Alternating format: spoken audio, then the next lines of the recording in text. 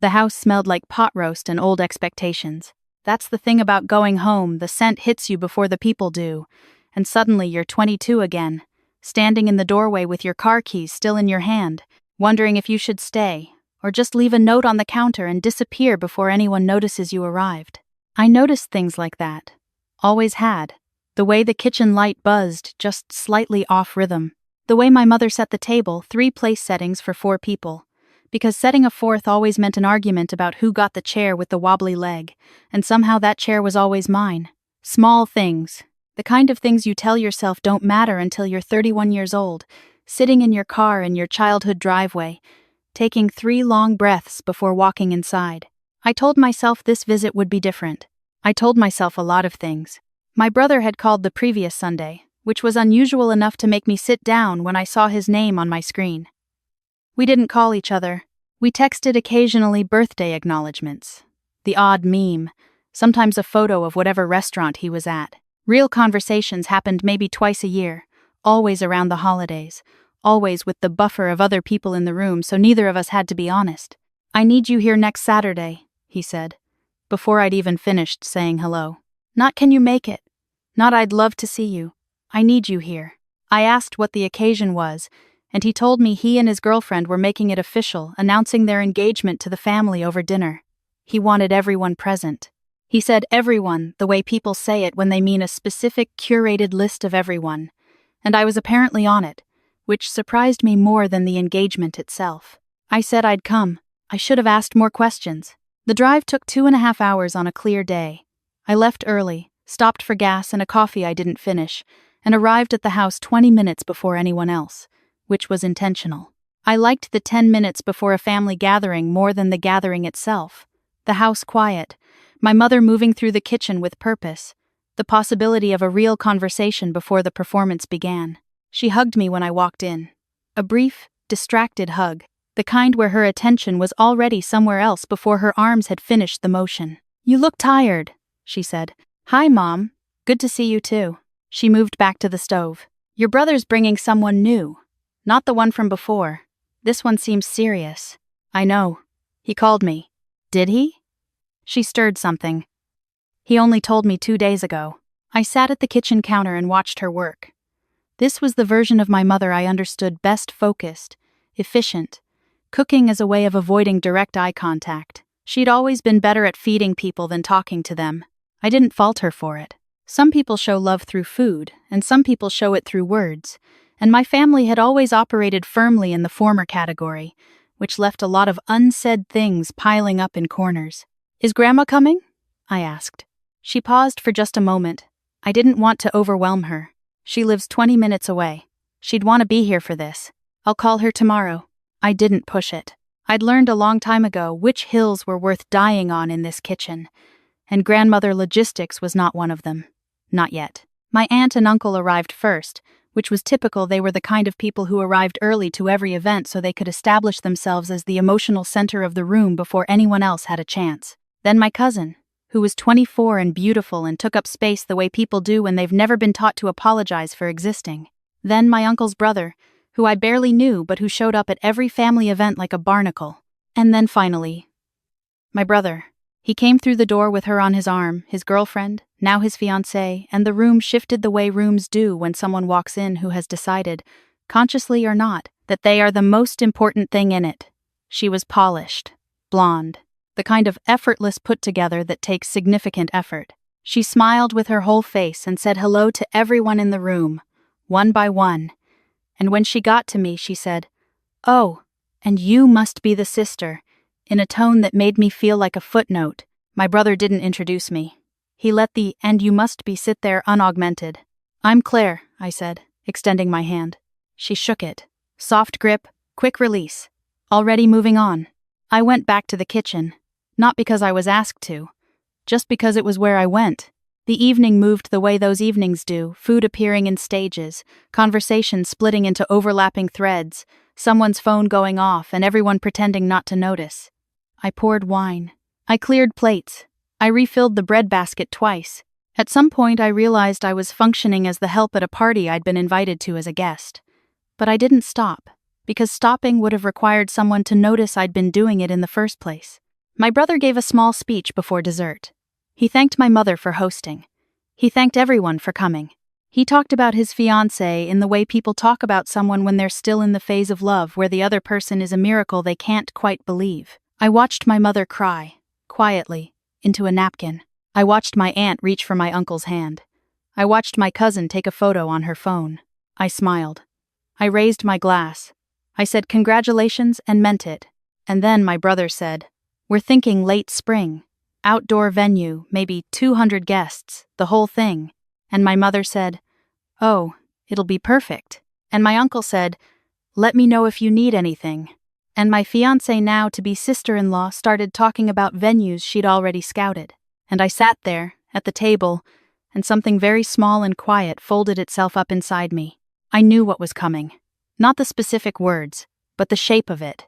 The way certain conversations have a gravitational pull toward a particular kind of pain, and you can see it from far enough away if you've been through it before. What I didn't know was exactly when it would arrive, or how loud it would be. It arrived after dessert. We'd moved to the living room, those post-dinner family configurations, where people spread out across furniture, and the conversation gets looser, more honest, occasionally more dangerous. My brother and his fiancée were on the couch, fielding questions. I'd settled into the armchair in the corner with a second glass of wine. Quiet, listening. That was my default position in this family. Observer, the one who watched and remembered, and never quite fit into the main tableau. My uncle was asking about the wedding budget. It was the kind of question that shouldn't have been asked in a room full of people but was, because that's how my family operated financial discussions in public, feelings in private, never the other way around. My brother gave a number. My uncle whistled. And my mother, without looking at me, said, "Well, we'll figure it out. Family pulls together for these things." "Of course," said my aunt. "Whatever you need," said my uncle's brother, who I was fairly certain could not have afforded a Venmo request. And then my brother actually turned his body toward me, in the armchair, across the room, and said, "We're going to need help with the planning side of things. Someone to coordinate, keep track of vendors, that kind of thing." I looked at him. "Claire's good at that stuff," he said to his fiancée, by way of explanation. "She's organized." His fiancée looked at me with fresh assessment. "The kind of look that measures your usefulness," I said. "I'm sure there are professional coordinators who—" "It would mean a lot," my brother said, "to have family involved." There it was, the reframe. Not can you do this as a guest, as a sister, as someone we love, but as someone who is organized, someone whose value in this family had always been what she could produce, what she could manage, what she could quietly hold together while everyone else took up space. I took a breath. I said I'd think about it, and I thought the conversation had moved on. It had not. About 20 minutes later, my mother was talking about the guest list whose names needed to be on it, which relatives lived far enough away to require the 3-month notice, whether to do a formal invitation or a digital one. She mentioned names. Grandma, my aunt, my cousin, my uncle, the neighbors from across the street whom my brother had known since childhood. She did not mention me. Not as a bridesmaid, not as a guest, not as anything. I thought maybe I'd misheard, or maybe she was just brainstorming out loud and hadn't gotten to me yet. "I'm assuming the +1 situation is pretty tight," my brother's fiancée was saying. 200 is already a stretch. "Of course," my mother said. "We'll have to be selective." And my brother, who I had driven 2.5 hours to celebrate, who I had cleared plates for and poured wine for and smiled at through a speech I genuinely wished well, looked at me from across the room and said, without lowering his voice, "Claire would understand. She's not really a wedding person anyway." The room didn't go quiet. That's the thing no one tells you. In the movies, the room goes quiet. In real life, the conversation just continues around the wound like water around a rock, and you're the only one sitting there watching the blood, because everyone else has already decided not to see it. I sat very still. My cousin was looking at her phone. My uncle was reaching for more dessert. My mother had moved on to the question of flowers.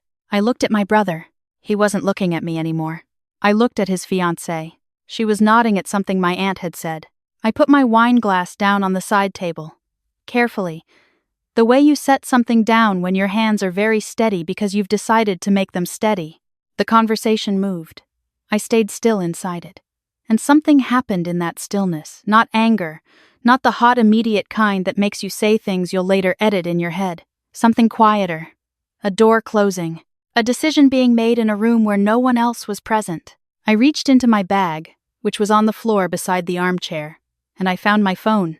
Not dramatically, not in a way that announced itself. I just found my phone, and I opened it, and I pulled up an account, a specific account, and I looked at the number. Then I looked up. "Who's handling the house?" I said. The conversation paused. My mother turned. "What?" she said. "The house," I said. "This house. Who's handling the mortgage while the wedding is being planned? Because I want to make sure I have the right account to stop the auto transfer." Silence. Real silence this time. My mother's face changed. It went through several things very quickly: confusion, then recognition, then something I can only describe as recalibration. "What are you talking about?" my brother said. I held up my phone. Not confrontationally, just showing. The way you show someone a receipt. "I've been covering the shortfall on this mortgage for 4 years, I said. "Since Dad left and the refinance went through at a rate you couldn't manage alone." I looked at my mother. She asked me not to tell anyone. I respected that. But I want to make sure before I'm written off the guest list as someone who isn't really a wedding person that we're all clear on who's been keeping the lights on. No one moved. My cousin had put her phone down. My uncle was very still. My brother was looking at my mother. My mother was looking at me.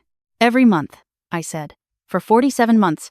I can pull up every transfer if you need the documentation. I have it all." The number I said was not a small number. My brother said, "Mom, is that—" "It was a private arrangement," my mother said, quietly. "It was," I agreed. "I kept it private. But I think the definition of family pulls together deserves to be expanded to include the people who have literally been doing that, quietly, without credit, without acknowledgement, and apparently without a seat at the table they helped pay for." I stood up. I wasn't shaking. That surprised me. I'd run this conversation in my head approximately 0 times because I hadn't planned to have it. I would have kept the arrangement quiet for as long as she needed it kept quiet, because that's what I'd always done. And I'd told myself it was enough that I knew. But sitting in that armchair listening to my brother explain to a room full of people that I was the kind of person who could be left off a guest list without consequence, I felt something shift, not into anger, into clarity. "I'm going to go," I said. "Congratulations. I mean that genuinely. I hope the wedding is everything you want it to be." My brother stood up. "Claire, I'll call you," I said. "Not tonight, but I'll call you." I picked up my bag. I said goodbye to my mother, a real goodbye, not a cold one, because whatever complicated thing existed between us was old and layered, and not something to be resolved in a living room in front of an audience. She reached for my arm. I let her hold it for a moment. Then I walked to the door. Behind me I heard my brother's voice low, directed at my mother, and I heard my fiancé-to-be say something that I couldn't make out, and I heard my uncle clear his throat in the way he did when he was uncomfortable and had nothing useful to contribute. I heard someone whisper, "Did she really?" I didn't turn around. The night air was cold. Good cold, the kind that clears your head immediately, without apology. I stood on the front step for a moment and looked at the yard, the same yard I'd grown up in. The maple tree that had been planted the year I was born and was now significantly taller than the house. I'd mowed that yard approximately 300 times as a kid. I'd shoveled the driveway every winter until I left for college. I'd painted the porch railing the summer before my senior year because my father said he'd do it and then didn't, and my mother didn't ask twice because she'd learned not to ask twice. The things you do for a place because you love it, not because you expect anything back. I walked to my car. I sat in it for a moment, not because I needed to compose myself, but because I wanted to mark the moment. Sometimes you need to sit in the quiet and acknowledge that something has changed, that a version of yourself has stepped out of a role she didn't audition for and has decided not to put it back on. My phone lit up. My brother. I declined it. Then it lit up again. My mother. I declined that one too. Not out of cruelty. Not out of punishment. There was nothing to perform and no one to perform it for. I drove the 2.5 hours home with the radio on and the window cracked. And I thought about the 47 months and what they had cost me, and what I had received in return, which was nothing tangible, and which had been fine, until it wasn't. I thought about what my grandmother used to say, That love in a family is supposed to flow like water, finding its own level, moving toward what needs it. She'd grown up in a family that operated that way. She married into one that didn't, and she spent 50 years quietly rerouting what she could. I was more like her than I'd ever admitted out loud. My brother called twice more before I got home. I didn't answer either time. When I got into my apartment, I made tea, sat on my couch, and called my grandmother. It was late, close to 10, but she was always awake at 10. She said she'd been reading. I told her what had happened. She listened the whole way through without interrupting. When I finished, she was quiet for a moment. Then she said, "I've known for a while." I said, "About the mortgage?" "About all of it," she said. "The way they treat you. I've known for a long time." I kept hoping it would correct itself. It didn't. No, it didn't. We were quiet together for a moment. The kind of quiet that doesn't need to be filled. "Are you okay?" she asked. "Yes," I said.